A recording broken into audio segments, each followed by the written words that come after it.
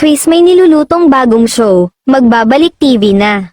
Kasabay ng pagbibigay update sa kanyang kalusugan at love life, may isa pang pasabog si Queen of All Media Kris Aquino para sa lahat ng kanyang fans at supporters. Ayon kay Chris ay may inihahanda siyang show na mapapanood ng lahat bago matapos ang 2024. Nagpasalamat si Chris sa former ABS-CBN bosses niya dahil pumayag na mahiram niya para sa production nito ang kaibigang si Darla Soler, na ilang beses na ring nag-produce ng shows niya noon sa Kapamilya Network. Sa ngayon daw, limitado lang ang pwede niyang sabihin dahil mas pinipili raw niyang magpakapribado ngayon. Para hindi kayo magsawang magdasal, sabi niyo you miss watching me.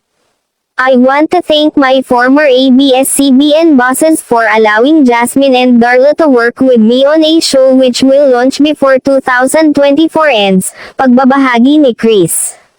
Pero mukhang nagbigay ng hint si Chrissy na isa itong reality show na magpapakita sa kanyang journey habang nagpapagamot sa mga sakit, kasama ang mga tinawag niyang extended family o ang mga doktor na nakasama niya na maituturing na nga niyang pamilya. Pagdating naman daw sa kanyang usaping love life, mas minabuti na raw ni Chris na gawing pribado muna ang mga detalye.